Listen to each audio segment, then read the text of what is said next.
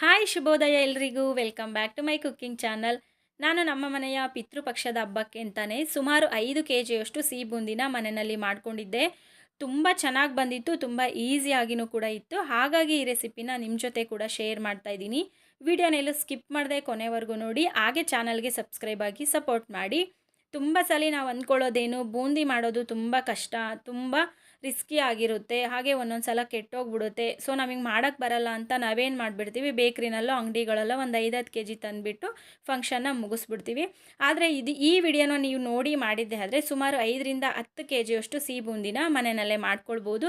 ಚಿಕ್ಕ ಪುಟ್ಟ ಫಂಕ್ಷನ್ಗೆಲ್ಲ ಅಂಗಡಿಗಳಲ್ಲಿ ಹೋಗಿ ತರೋದಕ್ಕಿಂತ ಈಗ ಮನೆಯಲ್ಲೇ ಮಾಡಿಬಿಟ್ಟು ನಮ್ಮವರಿಗೆ ಊಟಕ್ಕೆ ಬಡಿಸಿದ್ರೆ ಅದರಲ್ಲಿ ಸಿಗೋ ಖುಷಿನೇ ಬೇರೆ. ನೀವು ಕೂಡ ಈ ರೆಸಿಪಿನ ಟ್ರೈ ಮಾಡಿ ಹೇಗೆ ಬಂದಿತ್ತು ಅಂತ ಕಮೆಂಟ್ ಸೆಕ್ಷನಲ್ಲಿ ಕಮೆಂಟ್ ಮಾಡಿ ತಿಳಿಸೋದನ್ನು ಮಾತ್ರ ಮರಿಬೇಡಿ.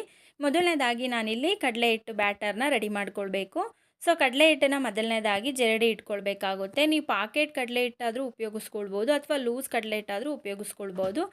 ಮೊದಲನೇದಾಗಿ ಹಿಟ್ಟನ್ನು ಜರಡಿ ಇಟ್ಕೋಬೇಕು. ನಾನು ಮೆಜರ್ಮೆಂಟ್ ಕಪ್ಪಲ್ಲಿ ಸುಮಾರು 4 ಕಪ್ಪಷ್ಟು ಕಡಲೆ ಹಿಟ್ಟನ್ನು ತೊಗೊಂಡಿದ್ದೀನಿ.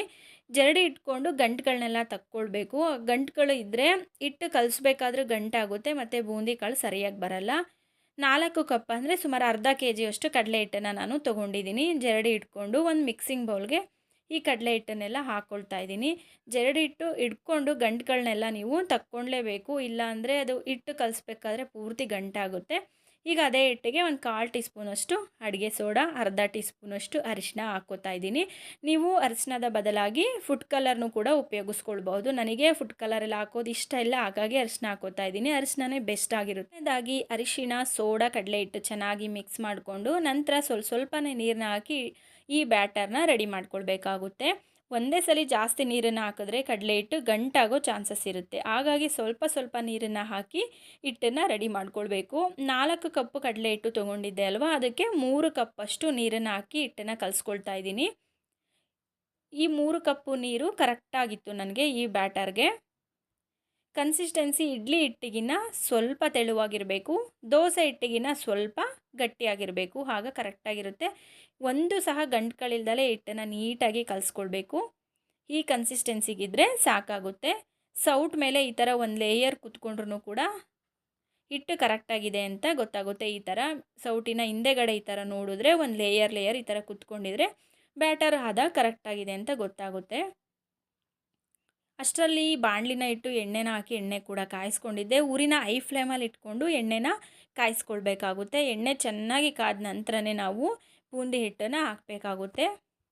ಅಷ್ಟರಲ್ಲಿ ನಾನು ಬೂಂದಿ ಮಾಡುವಂಥ ಜಾಲರೆ ಕೂಡ ರೆಡಿ ಮಾಡಿ ಇಟ್ಕೊಂಡಿದ್ದೆ. ಚೆನ್ನಾಗಿ ತೊಳೆದು ಬಟ್ಟೆಯಲ್ಲಿ ಒರೆಸ್ಕೊಂಡು ಇವಾಗ ಹೈ ಫ್ಲೇಮಲ್ಲೇ ಉರಿನ ಇಟ್ಕೊಂಡು 1.5 ಸೌಟಷ್ಟು ನಾನು ಬೂಂದಿ ಬ್ಯಾಟರ್ನ ಹಾಕಿ ಈ ಥರ ತಟ್ಕೊಳ್ಬೋದು ಅಥವಾ ಈ ಥರ ಸ್ಪ್ರೆಡ್ ಮಾಡ್ಬೋದು. ಎರಡರಲ್ಲಿ ಯಾವುದು ಈಸಿ ಅನಿಸುತ್ತೋ ಅದನ್ನು ನೀವು ಮಾಡ್ಕೊಳ್ಳಿ. ಈ ಥರ ತಟ್ಬೋದು ಅಥವಾ ಈ ಥರ ಸ್ಪ್ರೆಡ್ ಮಾಡ್ಬೋದು. ಉರಿನ ಹೈ ಫ್ಲೇಮಲ್ಲೇ ಇಟ್ಕೊಂಡು ಸುಮಾರು 10 ಸೆಕೆಂಡು ಬೂಂದಿ ಕಾಳನ್ನು ಫ್ರೈ ಮಾಡ್ಕೊಳ್ಬೇಕು ಅಷ್ಟೇ.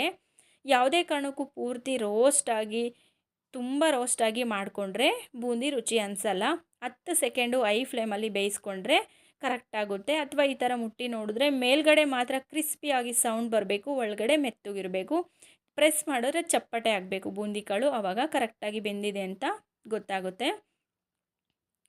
10 ಸೆಕೆಂಡ್ ಬೆಂದ ನಂತರ ಮತ್ತೆ ಬೂಂದಿ ಮಾಡುವಂಥ ಜಾಲರೆನ ಕ್ಲೀನ್ ಮಾಡಿಕೊಂಡೇ ಪ್ರತಿ ಸಲನೂ ಬ್ಯಾಟರ್ನ ಹಾಕಬೇಕು. ಕ್ಲೀನ್ ಮಾಡ್ಕೊಳ್ದೆ ಹಾಗೆ ಹಾಕಿದ್ರೆ ಮೊದಲನೇ ಸಲ ಹಾಕಿದಂಥ ಹಿಟ್ಟೆಲ್ಲ ಸ್ವಲ್ಪ ಡ್ರೈ ಆಗಿ ಕರೆಕ್ಟಾಗಿ ಬೂಂದಿ ಕಾಳು ಸೈಜಲ್ಲಿ ಬರಲ್ಲ. ಹಾಗಾಗಿ ಪ್ರತಿ ಸಲನೂ ಜಾಲರೆನ ಕ್ಲೀನ್ ಮಾಡ್ಕೋಬೇಕು.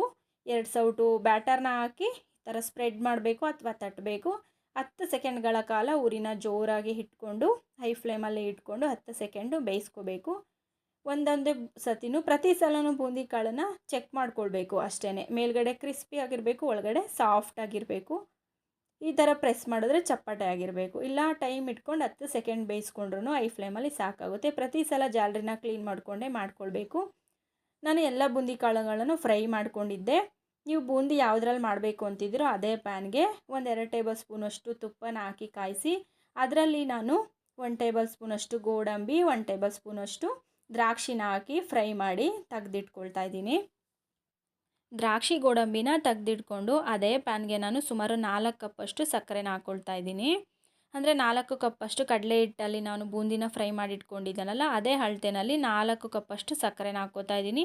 4 ಕಪ್ ಸಕ್ಕರೆಗೆ 3 ಕಪ್ಪಷ್ಟು ನೀರನ್ನು ಹಾಕಿ ಸುಮಾರು 20 ನಿಮಿಷಗಳ ಕಾಲ ಈ ಪಾಕನ ಕುದಿಸ್ಕೊಳ್ಬೇಕಾಗುತ್ತೆ. ಒಂದು 20 ನಿಮಿಷ ಕುದ್ದ ನಂತರ ಈ ಪಾಕ ಒಂದೆಳೆ ಪಾಕ ಆಗಿ ರೆಡಿಯಾಗುತ್ತೆ. ನೋಡಿ, 20 ನಿಮಿಷ ಆದಮೇಲೆ ಪಾಕ ಈ ಥರ ಒಂದೆಳೆಯಾಗಿ ಕರೆಕ್ಟಾಗಿ ಬರಬೇಕು. ಪಾಕ ಕರೆಕ್ಟಾಗಿ ಬಂದಿಲ್ಲ ಅಂದರೆ ಬೂಂದಿನೂ ಕೂಡ ನಮಗೆ ಚೆನ್ನಾಗಿ ಬರಲ್ಲ. ನೋಡಿ, ಈ ಥರ ಒಂದೆಳೆ ಪಾಕ ನಮಗೆ ಬರಬೇಕು. ಒಂದು 20 ನಿಮಿಷ ಕುದಿಸ್ಕೊಂಡ ನಂತರ ಈ ಥರ ಒಂದೆಳೆ ಪಾಕ ಬರುತ್ತೆ. ಆಗ ನೀವು ಏಲಕ್ಕಿ ಪೌಡರು ಒಂದೇ 1 ಟೀ ಸ್ಪೂನಷ್ಟು ಏಲಕ್ಕಿ ಪೌಡರ್ನ ಹಾಕ್ಕೊಳ್ತಾ ಇದ್ದೀನಿ.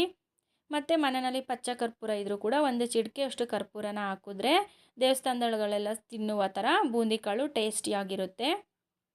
ನಾನು ಪಾಕ ಬಂದ ನಂತರ ಇದರಲ್ಲಿ ದ್ರಾಕ್ಷಿ ಮತ್ತು ಗೋಡಂಬಿನ ಕೂಡ ಹಾಕ್ಕೊಳ್ತಾ ಇದ್ದೀನಿ. ನೆಕ್ಸ್ಟು ಫ್ರೈ ಮಾಡಿ ಇಟ್ಕೊಂಡಿರುವಂಥ ಎಲ್ಲ ಬೂಂದಿ ಕಾಳುಗಳನ್ನು ಹಾಕಿ ಚೆನ್ನಾಗಿ ಮಿಕ್ಸ್ ಮಾಡ್ಕೊಳ್ಬೇಕು.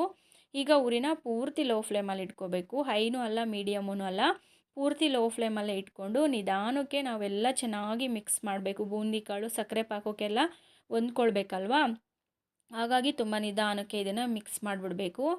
ಒಂದು 2 ನಿಮಿಷ ಲೋ ಫ್ಲೇಮಲ್ಲಿ ಇಟ್ಕೊಂಡು 2 ನಿಮಿಷ ಇದನ್ನು ಹಾಗೆ ಮಿಕ್ಸ್ ಮಾಡ್ತಾ ಇರಬೇಕು. ಕರೆಕ್ಟಾಗಿ 2 ನಿಮಿಷ ಆದಮೇಲೆ ಸ್ಟವ್ನ ಆಫ್ ಮಾಡಿ ಒಂದು ಅರ್ಧ ಗಂಟೆ ಈ ಬೂಂದಿನ ತಣ್ಣಗಾಗೋಕ್ಕೆ ಬಿಡಬೇಕಾಗುತ್ತೆ. ನೋಡಿ, ನಾನು ಬೂಂದಿ ಕಾಳು ಹಾಕಿದ ಮೇಲೆ ಉರಿನ ಲೋ ಫ್ಲೇಮಲ್ಲಿ ಇಟ್ಕೊಂಡು ಸುಮಾರು 2 ನಿಮಿಷ ಮಿಕ್ಸ್ ಮಾಡ್ಕೊಳ್ತಾನೆ ಇದ್ದೆ. ಆವಾಗ ಚೆನ್ನಾಗಿ ಸಕ್ಕರೆ ಪಾಕ ಬೂಂದಿಗೆಲ್ಲ ಹೀರ್ಕೊಳ್ಳುತ್ತೆ. 2 ನಿಮಿಷ ಆದಮೇಲೆ ಸ್ಟವ್ನ ಆಫ್ ಮಾಡಿ ನಾನು ಈ ಬೂಂದಿ ಕಾಳನ್ನು ಒಂದು ಅರ್ಧ ಗಂಟೆ ಪೂರ್ತಿಯಾಗಿ ಆರ್ಕೊಳ್ಳಿಕ್ಕೆ ಬಿಟ್ಟಿದ್ದೆ. ನೋಡಿ, ಅರ್ಧ ಗಂಟೆ ಪೂರ್ತಿಯಾಗಿ ತಣ್ಣಗಾದ ನಂತರ ಸಿಹಿ ಬೂಂದಿ ಅನ್ನೋದು ಎಷ್ಟು ಚೆನ್ನಾಗಿ ರೆಡಿಯಾಗಿದೆ ಅಂತ. ಎಲ್ಲೂ ಅಂಟ್ಕೊಂಡಿಲ್ಲ, ಬಿಡಿಯಾಗಿ ಚೆನ್ನಾಗಿತ್ತು. ಅರ್ಧ kg ಕಡಲೆ ಹಿಟ್ಟು, ಅರ್ಧ kg ಸಕ್ಕರೆನ ಉಪಯೋಗಿಸ್ಕೊಂಡು ಮಾಡಿದ್ರೆ ಸುಮಾರು 2 kg ಬೂಂದಿ ಆಗುತ್ತೆ. ಇದೇ ಅಳತೆನಲ್ಲಿ ನಾನು 5 kg ಬೂಂದಿ ಮಾಡಿದ್ದೆ. ಅಂದರೆ 1.5 kg ಕಡಲೆ ಹಿಟ್ಟು, 1.5 kg ಸಕ್ಕರೆನ ಉಪಯೋಗಿಸ್ಕೊಂಡು 5 kg ಬೂಂದಿ ರೆಡಿ ಮಾಡಿದ್ದೆ. ನನಗಂತೂ ಈ ಬೂಂದಿ ಮಾಡಿ ತುಂಬ ಖುಷಿ ಕೊಡ್ತು. ಯಾಕೆಂದರೆ ನಮ್ಮ ಫ್ಯಾಮಿಲಿಗೆ ನಾವೇ ನಮ್ಮ ಕೈಯಾರೆ ಏನಾದರೂ ಈ ಥರ ಮಾಡಿಕೊಟ್ರೆ ಅದರಲ್ಲಿ ಸಿಗೋ ಖುಷಿನೇ ಬೇರೆ. ನಿಮಗೂ ಈ ರೆಸಿಪಿ ವಿಡಿಯೋ ಇಷ್ಟ ಆಗಿತ್ತು ಅಂತ ಭಾವಿಸ್ತೀನಿ. ಇಷ್ಟ ಆಗಿದ್ರೆ ಲೈಕ್ ಮಾಡಿ, ಚಾನಲ್ಗೆ ಸಬ್ಸ್ಕ್ರೈಬ್ ಆಗಿ ಸಪೋರ್ಟ್ ಮಾಡಿ. ನಾಳೆ ಮತ್ತೆ ಬೇರೆ ರೆಸಿಪಿ ಜೊತೆ ಸಿಗ್ತೀನಿ. ಅಲ್ಲಿವರೆಗೂ ನಮಸ್ಕಾರ, ಶುಭೋದಯ.